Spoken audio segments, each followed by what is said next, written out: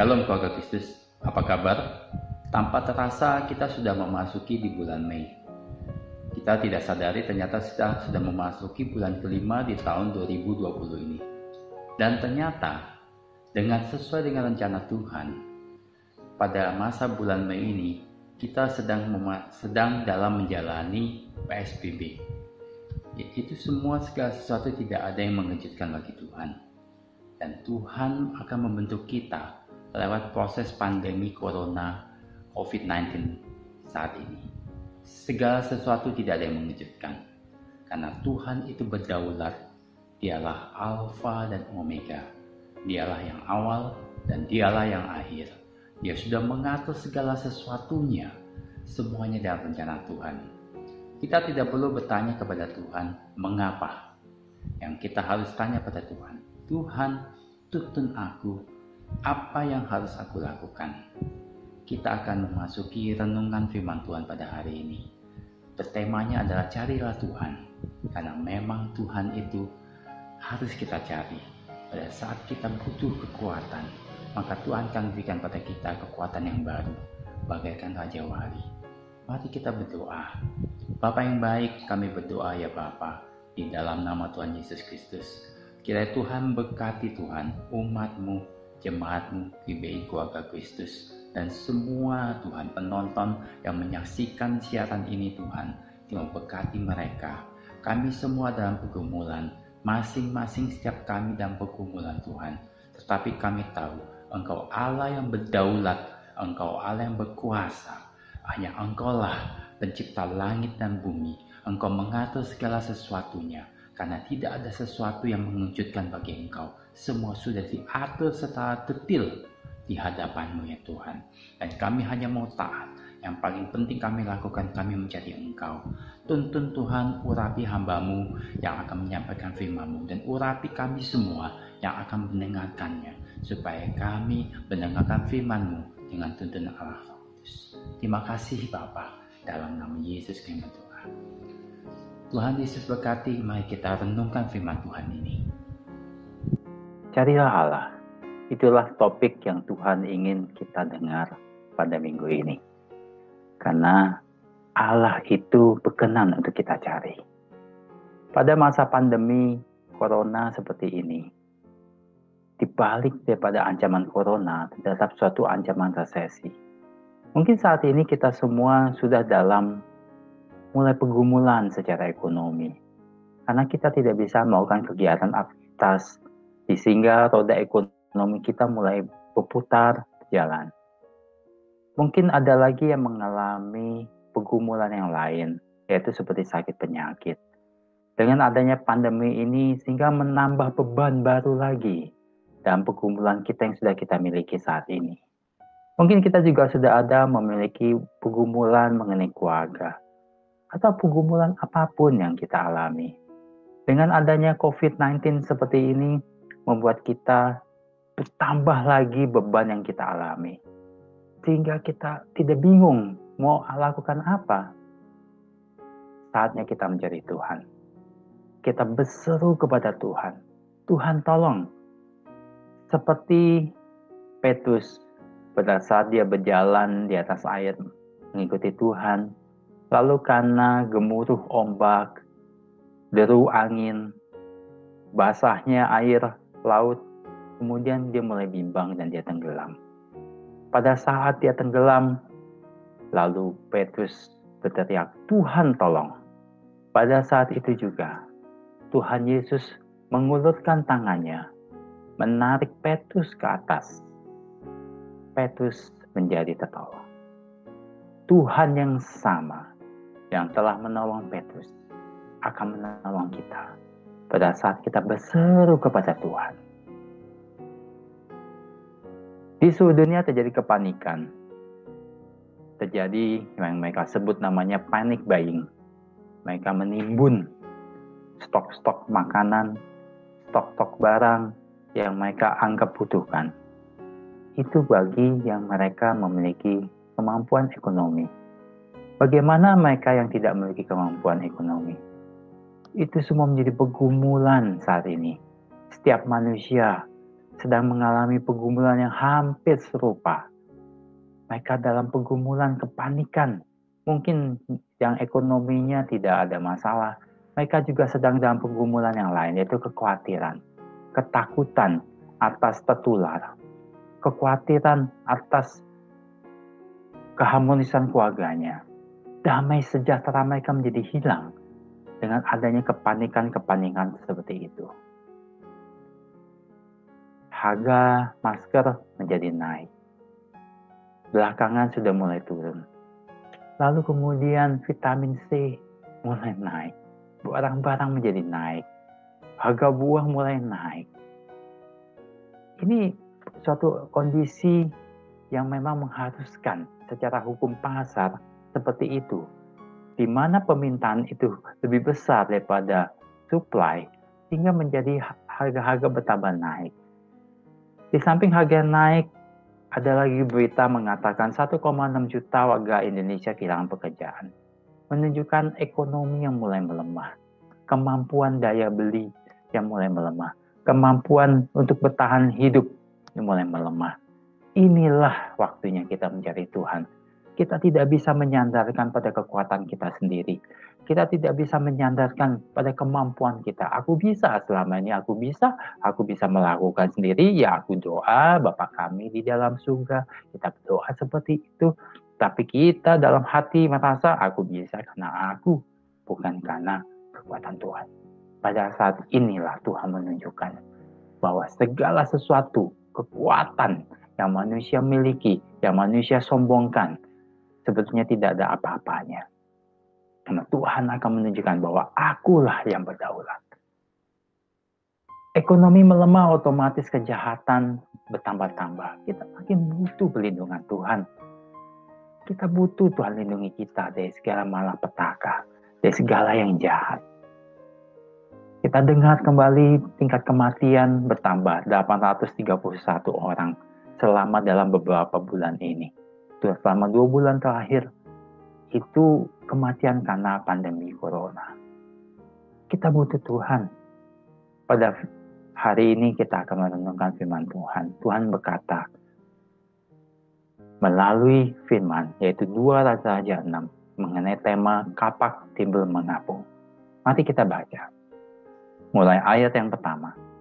Pada suatu hari, berkatalah rombongan Nabi kepada Elisa, cobalah lihat tempat tinggal kami di dekatmu ini adalah terlalu sesak bagi kami. Baiklah kami pergi ke sungai Yordan dan masing-masing mengambil 1 balok dari sana supaya kami membuat tempat tinggal untuk kami. Siap Elisa, pergilah. Lalu berkatalah seorang, silakan ikutlah dengan hamba-hambamu ini. Jawabnya, baik, aku akan ikut. Maka ikutlah ia, Elisa, dengan mereka. Setelah mereka sampai di sungai Yordan, mereka pun menebang pohon-pohon, dan terjadilah ketika seorang sedang menumbangkan sebatang pohon, jatuhlah mata kapaknya ke dalam air. Lalu berteriaklah ia, wahai Tuanku, itu barang pinjaman. Kita berhenti sebentar. Pada masa itu, di Perjanjian Lama, Allah belum mencurahkan Roh Kudus kepada kita semua. Pada saat ini kita sudah menerima urapan Roh Kudus, sehingga pada saat Tuhan berkata-kata kepada kita, Tuhan bersabda di dalam hati kita melalui Roh Kudus-Nya. Kita bisa berkomunikasi secara langsung kepada Tuhan. Pada saat itu, di Perjanjian Lama, Roh Kudus belum dicurahkan. Sehingga pada saat Allah ingin berkata-kata kepada umatnya, maka ditunjuklah seorang nabi yang sudah dipilih Allah secara khusus. Dan nabi ini adalah, salah satunya adalah Elisa. Pada bacaan ini, orang yang menjatuhkan mata kapaknya dengan tidak sengaja, dia berkata, wahai Tuanku. Pada saat itu berarti dia sedang berseru kepada Tuhan. Kita lanjutkan ayat ke-6. Tetapi berkatalah abdi Allah, kemana jatuhnya? Lalu orang itu menunjukkan tempat itu kepadanya. Kemudian Elisa memotong sepotong kayu. Lalu dilemparkannya ke sana. Nah, Lalu apa yang terjadi? Maka timbullah mata kapak itu dibuatnya. Lalu katanya, ambillah. Orang itu mengulurkan tangannya dan mengambilnya. Luar biasa. Ini suatu bacaan yang luar biasa. Saudara, apa yang kita alami saat ini sama seperti orang tersebut. Mata kapak kita jatuh, tenggelam. Mungkin roda ekonomi kita menjadi berlambat sekali berputar. Sehingga pencaharian kita menjadi tenggelam. Mungkin ada dalam pergumulan kesehatan. Kesehatan kita menjadi tenggelam. Mungkin ada dalam pergumulan keluarga. Pada saat kita berseru kepada Tuhan, maka Tuhan akan menunjukkan otoritasnya.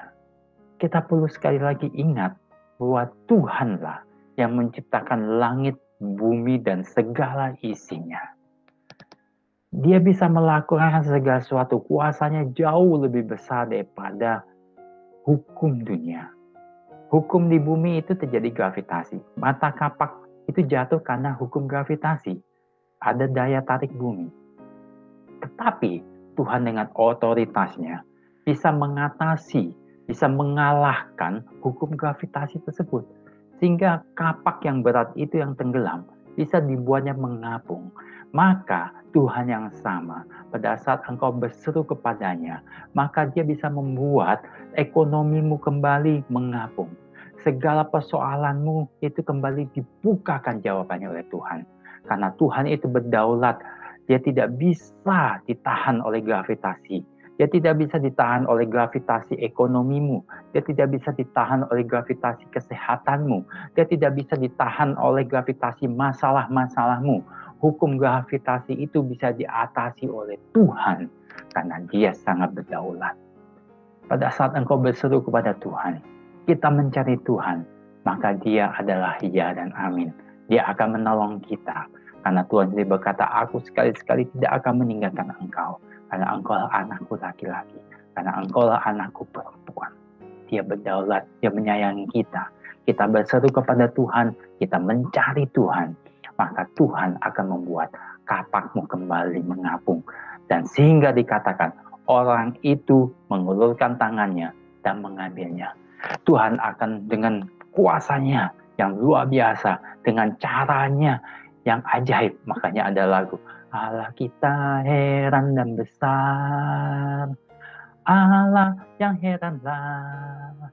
Itu lagu yang luar biasa, indah sekali. Allah kita memang mengherankan. Dia Allah yang besar. Caranya akan luar biasa yang tidak pernah kita pikirkan, dengan cara yang ajaib. Kita tidak perlu tahu gimana Tuhan ini masalahnya di depan mata. Ini tinggal nunggu waktu Tuhan. Aku nggak bisa lagi.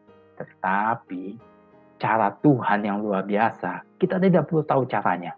Tetapi yang kita tahu, Tuhan akan menyelesaikannya. Dia akan membuat jawaban itu mengapung di depanmu, sehingga engkau tinggal mengambilnya saja. Dengan tanganmu, dengan tidak perlu bersusah payah, maka Tuhan akan memberkati engkau. Tuhan akan memberikan kau jalan keluar. Kita berseru kepada Tuhan. Kita mencari Tuhan. Itu yang harus kita lakukan pada saat-saat seperti ini. Bacaan berikutnya ada mengenai Yehezkiel 37. Judul perikopnya adalah kebangkitan Israel. Kita baca ayat yang pertama. Lalu kekuasaan Tuhan meliputi aku, dan dia membawa aku keluar dengan perantaran rohnya, dan menempatkan aku di tengah-tengah lembah, dan lembah-lembah ini penuh dengan tulang-tulang. Ia membawa aku melihat tulang-tulang itu berkeliling-keliling, dan sungguh amat banyak bertaburan di lembah itu. Lihat, tulang-tulang itu amat kering. Lalu ia berfirman kepadaku, hai anak manusia, dapatkah tulang-tulang ini dihidupkan kembali? Aku menjawab, ya Tuhan Allah, engkau mengetahuinya. Kita berhenti sejenak. Saat ini juga Tuhan sebetulnya berkata pada kita, di dalam hati kita, hai anakku, walau kelihatannya kondisi seperti ini, kelihatannya persoalanmu yang sudah kau gumulkan, yang sudah engkau doakan, belum dijawab Tuhan. Tetapi Tuhan berkata lagi pada engkau, pada kita semua, Hai anakku, hai anak manusia, dapatkah persoalanmu itu aku jawab? Dapatkah segala pergumulanmu aku selesaikan? Apakah engkau yakin bahwa aku akan menolong engkau? Pada saat ini Tuhan sedang bertanya pada diri kita. Apa jawab kita? Kita harus menjawab dengan yakin dan percaya. Ya Tuhan, aku percaya Engkaulah yang mengetahuinya. Bila engkau saat ini digerakkan oleh Tuhan, jangan buang waktu. Segera engkau berdoa secara pribadi. Tuhan akan menolong engkau. Engkau berkata, ya Tuhan, aku percaya. Rasanya tidak mungkin. Tetapi aku tahu Allah engkau, Allah yang menjadikan dari tidak mungkin menjadi mungkin. Kita lanjutkan firman Tuhan. Lalu firman-Nya kepadaku, bernubuatlah mengenai tulang-tulang ini. Katakanlah kepadanya, hai tulang-tulang yang kering, dengarlah firman Tuhan. Beginilah firman Tuhan Allah kepada tulang-tulang ini. Aku memberi nafas hidup di dalammu supaya kamu hidup kembali. Aku akan memberi urat-urat kepadamu dan menumbuhkan daging padamu. Aku akan menutupi kamu dengan kulit dan memberikan kamu nafas hidup supaya kamu hidup kembali. Dan kamu akan mengetahui bahwa akulah Tuhan. Ini kita perhatikan. Lalu aku bernubuat seperti diperintahkan kepadaku. Dan segera sesudah aku bernubuat, kedengaranlah suara, sungguh suatu suara berderak-derak, dan tulang-tulang itu bertemu satu sama lain. Kita ayat yang ke-10. Lalu aku bernubuat seperti diperintahkannya kepadaku, dan nafas hidup itu masuk di dalam mereka, sehingga mereka hidup kembali. Mereka menjejakkan kakinya, suatu tentara yang sangat besar. Melalui Yeskiel 37 ini, Tuhan menuntun kita supaya kita bernubuat. Kita berkatakan segala sesuatu yang baik. Kita berkata, ekonomimu akan bangkit. Pekerjaanku akan Tuhan pulihkan. Kesehatanku akan Tuhan sembuhkan. Keluargaku akan Tuhan buat damai sejahtera. Dan segala persoalanku akan Tuhan bereskan. Hari ini, pada saat aku bangun, aku diberikan rahmat Tuhan yang baru. Karena aku diberikan pertolongan oleh Tuhan, pialaku penuh melimpah. Kebajikan dan kemurahan belaka akan mengikuti aku semua hidupku. Itulah perkataan-perkataan baik, perkataan profetik yang harus kita nubuatkan, kita perkatakan dalam pekerjaan kita, dan pelayanan kita, dan rumah tangga kita, dan dalam seluruh aspek kehidupan kita. Maka Tuhan akan melakukan tulang-tulang yang kering itu menjadi hidup kembali, bahkan menjadi suatu tentara yang besar, dan Tuhan akan memulihkan kembali ekonomimu, bahkan menjadi ekonomi yang besar. Tuhan akan memulihkan keluargamu, menjadi keluarga yang sangat harmonis dan urapan damai sejahtera Allah, dan Tuhan akan membereskan kesehatanmu sehingga engkau dipulihkan oleh Tuhan. Bernubuatlah. Selama engkau percaya Tuhan berkata di dalam hatimu, apakah engkau percaya? Kita menjawab, ya Tuhan, aku percaya. Engkau mengetahuinya. Dan mulai kita lakukan nubuatan. Kita perkatakan nubuat yang baik bahwa Tuhan berdaulat dan Tuhan akan memulihkan segala pergumulan kita. Haleluya. Firman Tuhan selanjutnya adalah mengenai Amsal 2. Karena Tuhanlah yang memberikan hikmat, dan mulutnya datang pengetahuan dan kepandaian. Sebab Tuhan mengaruniakan hikmat, pengetahuan, dan pengertian datang dari mulutnya. Tuhanlah yang memberikan hikmat kepada kita. Setelah kita mencari Tuhan, kita bernubuat, lalu Tuhan juga akan memberikan hikmat kepada kita. Hikmat itu apa? Hikmat itu ada suatu pengetahuan, suatu ide-ide, hal-hal yang kita mungkin tidak berpikir, kita tidak pernah mengetahuinya. Tiba-tiba, ya Tuhan, aku paham. Ya Tuhan, aku mengerti. tiba-tiba engkau bisa memahami segala sesuatu, sehingga kau bisa melakukan pekerjaanmu, kau bisa mendapatkan suatu pengetahuan yang baru, sehingga kau bisa mendapatkan pemahaman yang baru. Dan hikmat itu diperoleh melalui apa? Hikmat itu diperoleh pada saat kita mencari Tuhan, kita membangun bait Tuhan. Di dalam 2 Samuel yang ke-6, ayat yang ke-11 dikatakan, 3 bulan lamanya tabut Tuhan itu tinggal di rumah Obed-Edom, orang Gad itu. Dan Tuhan memberkati Obed-Edom dan seisi rumahnya. Pada saat kita membangun bait Tuhan, kita membangun mezbah Tuhan, maka Tuhan hadir dan Tuhan akan memberkati kita semua. Selama 3 bulan lamanya, tabut Tuhan itu tinggal di rumah Obed-Edom. Kita gunakan, mumpung kita sedang PSBB, sedang di rumah, kita tidak tahu banyak yang harus kita lakukan. Ini saatnya kita mendekatkan diri lagi lebih pada Tuhan. Kita membaca Alkitab lebih sering, kita membangun doa keluarga lebih sering, kita berdoa secara pribadi kepada Tuhan lebih sering. Itulah cara kita membangun tabut Tuhan supaya tinggal di dalam rumah kita. Dan Tuhan akan memberkati kita. Dan Tuhan akan memberikan kita hikmat yang luar biasa. Pada saat Tuhan memberikan hikmat, kita baca di Keluaran 31. Ayat yang pertama. Berfirmanlah Tuhan kepada Musa, lihat, telah kutunjuk Bezalel bin Uri bin Hur dari suku Yehuda. Telah kupenuhi dia dengan roh Allah, dengan keahlian dan pengertian dan pengetahuan dalam segala macam pekerjaan. Haleluya. Pada saat Tuhan memenuhi kita dengan Roh Kudus-Nya, maka Tuhan akan memberikan kita hikmat, kita akan memberikan kita keahlian dan pengertian dan pengetahuan dalam segala macam pekerjaan. Untuk membuat, kita lanjutkan ayat keempat, untuk membuat berbagai rancangan supaya dikerjakan dari emas, perak, dan tembaga. Untuk mengatasi batu permata supaya ditatah, untuk mengukir kayu, dan untuk bekerja dalam segala macam pekerjaan. Tuhan memberikan hal-hal yang baru. Pada saat itu, Musa memimpin bangsa Israel. Bangsa Israel sudah ratusan tahun. Ada ahli yang mengatakan bangsa Israel dibudak selama 350 tahun. Ada ahli yang lain mengatakan 400 tahun. Tetapi kedua pendapat ahli itu bersepakat pada hal yang sama, yaitu suatu masa yang sangat lama, masa ratusan tahun.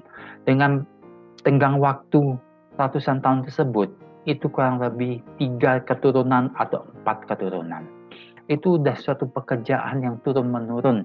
Sehingga kalau ada pekerjaan turun-menurun, kalau tiba-tiba diambil pekerjaan tersebut, kadang-kadang udah nggak tahu harus mengerjakan apa, karena dia tahunya hanya itu. Kita melihat banyak.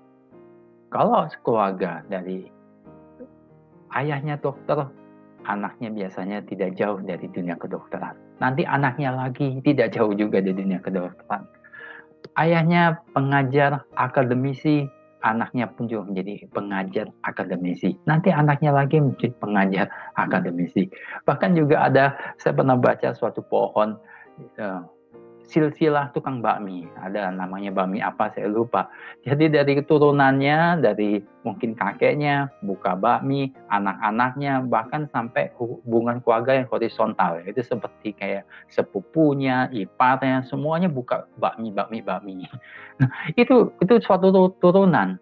Nah, begitu juga kalau kita kembali lagi ke sini.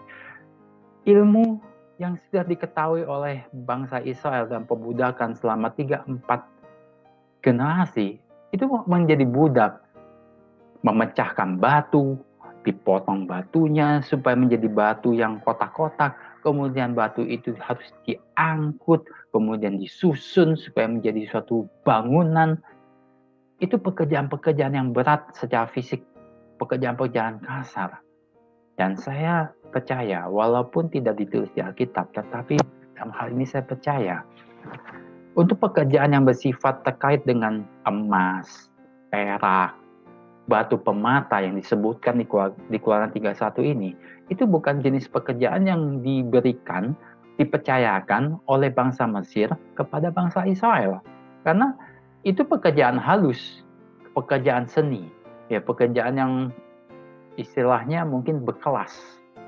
Sedangkan pekerjaan budak kasar itu yang diberikanlah kepada bangsa Israel.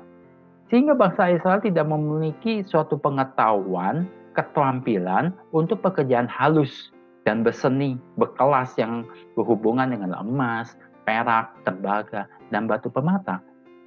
Tetapi lihat, walaupun bangsa Israel tidak memiliki kemampuan seperti itu, tetapi dikatakan di ayat yang ketiga, telah kupenuhi dia, yaitu Bezalel, dengan roh Allah, dengan keahlian dan pengertian dan pengetahuan dalam segala macam pekerjaan.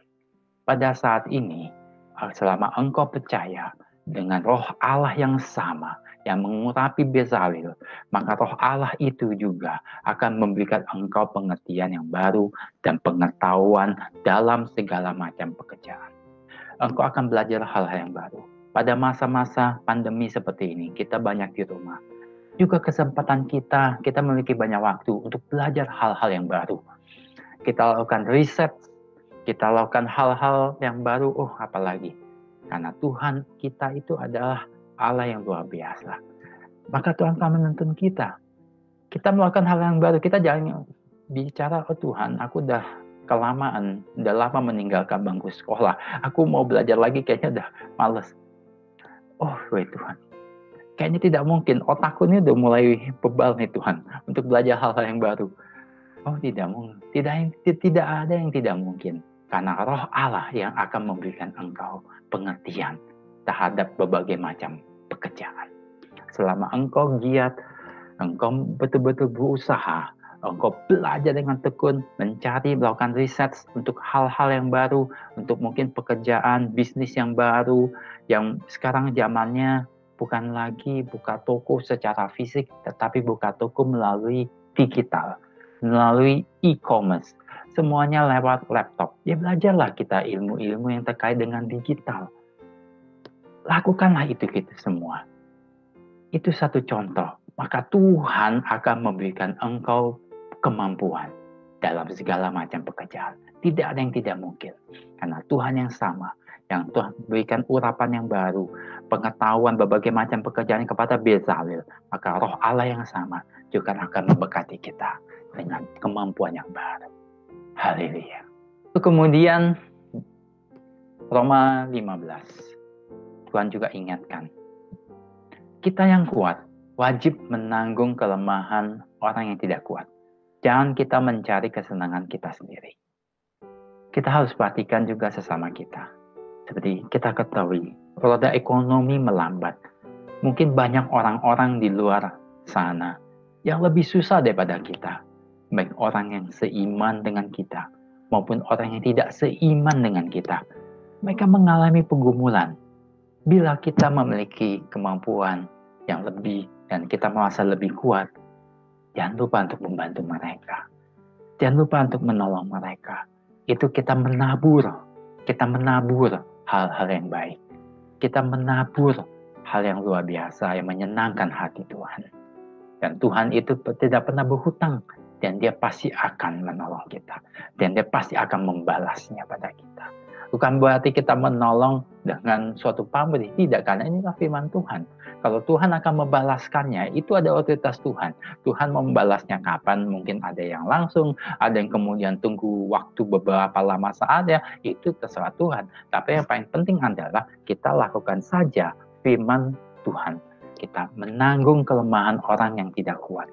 Jangan kita mencari kesenangan kita sendiri. Kita mulai menabur, kita mulai membantu apa yang kita bisa bantu. Tuhan akan menuntun kita.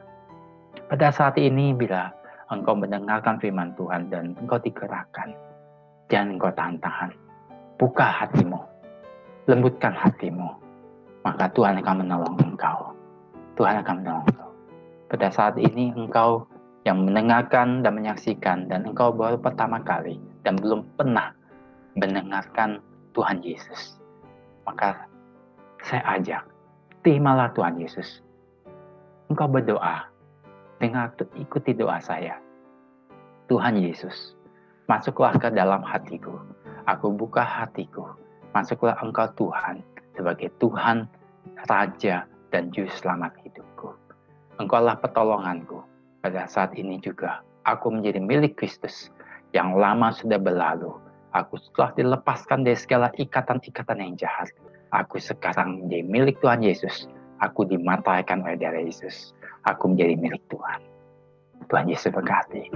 Selamat datang dalam kerajaan Allah dan keluarga Kristus. Tuhan Yesus memberkati. Inilah firman Tuhan yang Tuhan sampaikan.